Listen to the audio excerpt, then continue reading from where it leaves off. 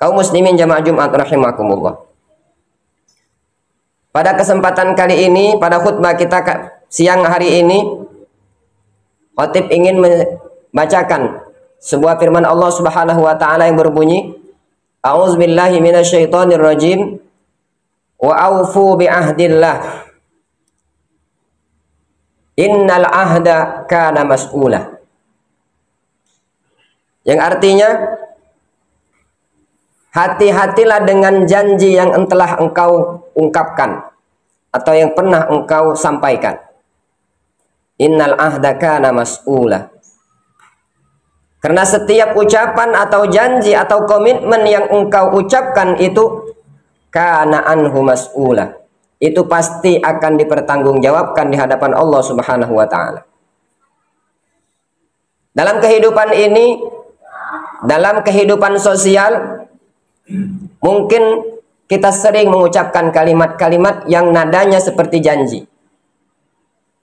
Kalau kita sebagai orang tua, mungkin kita pernah mengungkapkan janji kita kepada anak maupun kepada istri. Kalau kita sebagai atasan, mungkin kita pernah mengungkapkan janji atau komitmen kita kepada anak bawahan kita. Kalau kita sebagai apapun profesi dalam kehidupan ini, pasti mungkin pernah kita mengungkapkan janji-janji itu. Ini hubungan kita kepada umat manusia. Dan ini akan dipertanggungjawabkan di hadapan Allah Subhanahu wa taala. Tetapi selain dari hubungan kita kepada sesama umat manusia, ternyata ada juga janji kita kepada Sang Khaliq. Janji kita kepada Allah Subhanahu wa taala.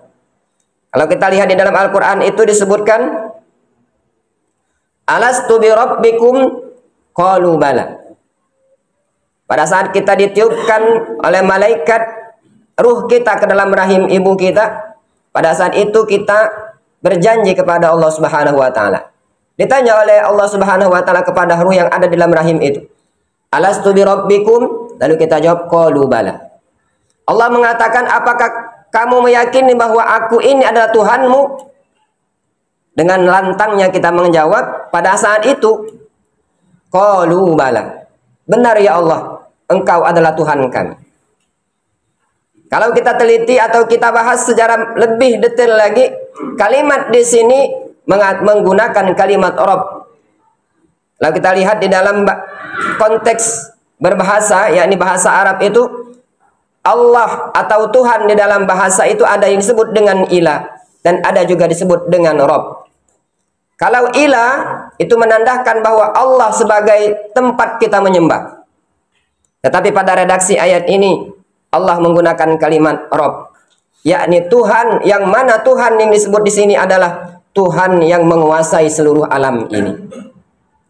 Bukan hanya Tuhan sebagai tempat kita menyembah, tetapi kita meyakini Allah Subhanahu wa taala itu Tuhan yang mengatur kehidupan kita.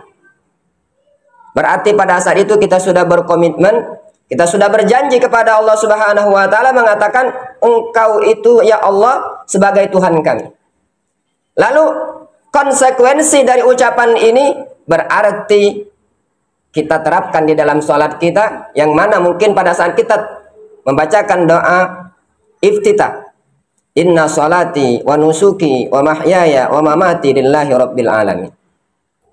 Wahai Tuhanku, sesungguhnya salatku, ibadahku, usahaku, hidup dan matiku, lillahi rabbil alamin. Semuanya untukmu ya Allah. Ini komitmen kita kepada Allah Subhanahu wa taala. Jika ini tertanam di dalam diri kita, maka berarti kita meyakini bahwa tidak ada Tuhan yang mengatur kehidupan kita ini kecuali Allah Subhanahu wa taala. Tidak ada yang bisa memberikan rezeki kepada kita kecuali Allah Subhanahu wa taala. Tidak ada yang memberikan kesehatan kepada kita kecuali Allah Subhanahu wa taala. Tidak ada yang mencapaikan posisi kita pada saat ini, apapun profesi kita, kecuali atas izin dari Allah Subhanahu wa taala. Jika komitmen ini kita ingat dan ini kita terapkan dalam kehidupan, maka tidak ada lagi tempatnya mbah dukun. Tidak ada lagi tempat-tempat kemusyrikan.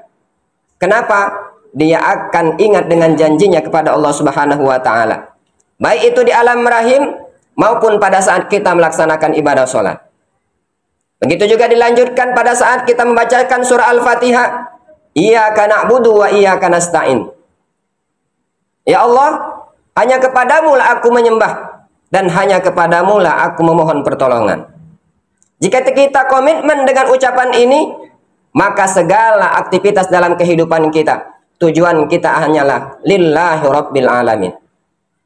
Kaum muslimin jamaah Jumat rahimakumullah. Inilah janji kita kepada Allah Subhanahu wa taala yang mana mungkin kita lupa atau mungkin kita tidak ingat. Bahwa kita pernah berjanji kepada Allah Subhanahu wa taala bahwa Allah adalah Tuhan, bukan hanya Tuhan untuk kita sembah. Kalau kita menganggap Allah itu adalah Tuhan sesembahan, maka kita akan taat kepada Allah hanya di tempat-tempat ibadah.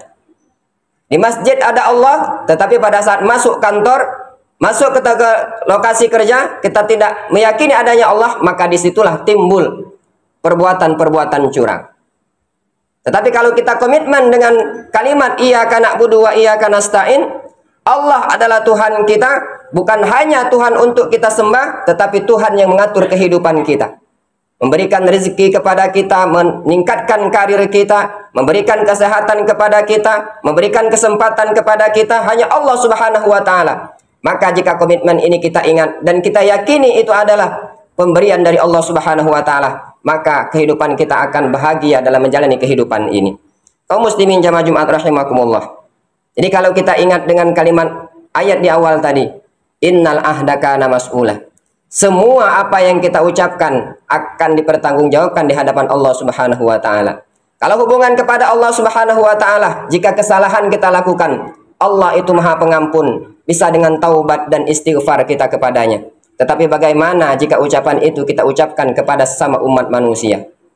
Oleh sebab itu, dosa kita kepada sesama umat manusia itu lebih berbahaya dibandingkan dosa kita kepada Allah Subhanahu wa taala. Allah Maha Pengampun, manusia yang ada di sekeliling kita belum tentu mau memaafkan kita. Oleh sebab itu, mari kita berhati-hati dengan lisan kita.